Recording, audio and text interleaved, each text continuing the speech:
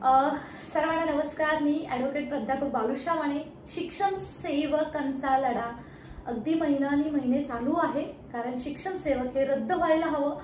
नवीन शैक्षणिक धोरण NEP 2020 नुसार सुद्धा शिक्षण सेवक अशी कुठेही उल्लेख केलेला नाहीये, त्यामुळे हे नॉन कॉन्स्टिट्युशनल आहे आणि ते फक्त गुजरात आणि महाराष्ट्रामध्ये अन्यायकारक नियम आहे आणि हा नियम रद्द करण्यासाठी बऱ्याच दिवसापासून अभियोग्यताधारक प्रयत्न करत आहेत, परंतु त्यांच्या प्रयत्नाला यश येताना दिसत नाहीये, कारण फॉलोअप व्यवस्थित होत नाहीये। आज शिक्षण सेवकांच्या बाबतीमध्ये मंत्रालयात वेगवेगळे प्रस्ताव जरी गेले असले तरी त्याचा व्यवस्थित फॉलोअप घेतला गेला नाहीये, म्हणून आज या लढ्याला यश येत नाहीये। शिक्षण मंत्री नुसते हो म्हणतात परंतु पुढचं काही बोलत नाहीत, परंतु नुकत्याच झालेल्या मीटिंगमध्ये त्यांनी असं सांगितलेलं आहे की हा धोरणात्मक निर्णय आहे, मी याच्यासाठी म्हणजे काही करू शकत नाहीये। सो मित्रांनो, आता आपण इथून पुढे एक नवीन लढा हाती घेतलेला आहे, तो म्हणजे शिक्षण सेवकांचा कालावधी कमी करण्यात यावा।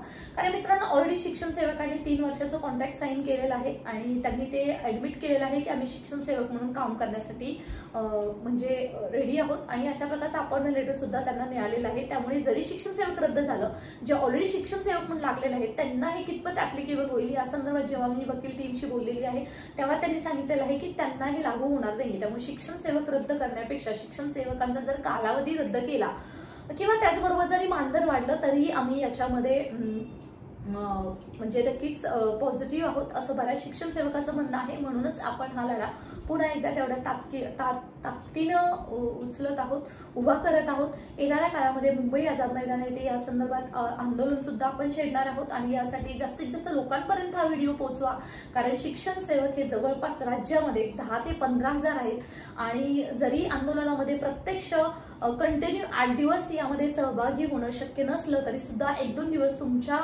म्हणजे व्यापातून, तुमच्या शाळेतून जे काही तुम्ही जिथे काम काढू शकता, कारण हा लढा तुमच्या हक्काचा आहे आणि हे कालावधी कमी झाला तरी मात्र तुम्हाला तुटपुंच्या पगारावरती जे नोकरी करावी लागते त्याच्यातून तुम्हाला दिलासा मिळणार आहे, कारण दिवस फार कमी आहेत, आचारसंहिता डोक्यावरती आहे आणि हा लढा आपण जिंकू शकतो।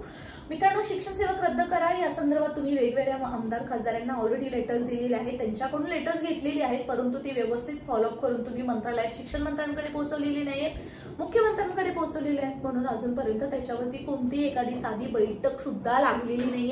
शिक्षण मंत्र्यांना भेटली, जेव्हा आपली टीम भेटलेली आहे तेव्हा त्यांनी सांगितलेलं आहे की हे शक्य नाही, हा धोरणात्मक निर्णय आहे, परंतु जेव्हा कालावधी बाबतीमध्ये महासंघाकडून मागणी करण्यात आली तेव्हा त्यांनी सांगितलं की याच्यावरती आम्ही विचार करू। सो प्रत्येकाने आतापर्यंत योगदान दिलेलं आहे, त्याचंच कुठं फळ आहे की कुठं तर पॉझिटिव्ह आहे, परंतु फक्त विचार करू म्हणून त्याच्यावरती विचार होणार नाहीये सर। त्याच्यावरती थोडंसं आपलाही जोर लावणं फार गरजेचं आहे, कारण कमी दिवस आहेत आणि जेव्हा हजारो शिक्षकांची मागणी असेल की शिक्षण सेवकांचा कालावधी कमी करा, कारण अन्यायकारक आम्ही काय सहन करायचं, ऑलरेडी आम्ही DED, BEd, DTEd त्याचबरोबर म्हणजे नाही का TET1, TET2, CTET, graduation, post graduation, 12वी बरेच एज्युकेशन केलेलं, बऱ्याच लोकांचे काही सेटनेट झालेलं आहे, PhD सुद्धा झालेली आहे, बरेच प्रोफेशनल क्वालिफिकेशन झालेलं आहे आणि तरी सुद्धा शिक्षण सेवक ही अट आम्हाला सहन करावी लागते। या संदर्भात मित्रांनो आपण लढा उभारतोय, त्यासाठी टेलिग्राम चॅनल जॉईन करा, व्हिडिओच्या डिस्क्रिप्शन बॉक्समध्ये लिंक दिलेली आहे, सर्वांपर्यंत हा लढा पोहोचवा, आपल्या लढ्याला यश येईल अशी आपल्याला आशा आहे,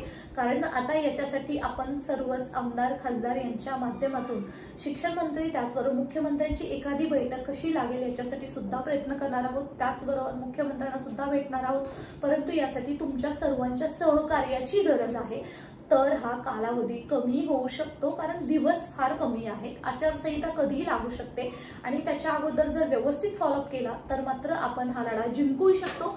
शिक्षण मंत्र्यांना आज दिवसभरातून जवळपास 3 वेळा वेगवेगळ्या ठिकाणी टीम भेटलेली आहे, आपले काही शिक्षण अभियोग्यताधारक भेटलेले आहेत, कुठं ते म्हणतात की शिष्टमंडळाला पाठवा, कुठे ते म्हणतात की मी याच्याबद्दल विचार करू, कुठं ते म्हणतात की हा निर्णय माझ्या हातामध्ये नाहीये, मग आम्ही करायचं काय, शिक्षण सेवकांनी करायचं काय की हा लढा कसा हाताळायचा हा आमच्या मनामध्ये पडलेला महत्वाचा प्रश्न आहे आणि म्हणूनच शिक्षण सेवक कालावधी कमी करण्यात यावा ही मागणी आपण मांडतोय, कारण याच्यासाठी फारसं काही शालेय विभागाला प्लॅनिंग मध्ये किंवा बाकीच्या ह्याच्यामध्ये जास्त फेरफार करावा लागणार नाही आणि तुटपुंच्या पगारावरती सध्या नोकरी करायचं, घर चालवायचं, मेडिकल बघायचं किंवा घरच्यांचं काही इश्यू असतील ते बघायचे आणि इतकं शिकून सुद्धा एवढ्या कमी पगारावर नोकरी करायची का करायची असाही प्रश्न आहे आणि याचं उत्तर आता शिक्षण मंत्र्यांनी द्यायला हवं, मुख्यमंत्र्यांपर्यंत पोहोचवायला हवं. यासाठी आपण शिक्षण सेवा कालावधी कमी करण्यात यावा, मग तो 11 महिन्याचा असेल किंवा 12 महिन्याचा असेल अशी आपण मागणी करतोय. तुमच्या सर्वांचा साथ मिळेल अशी अपेक्षा आहे.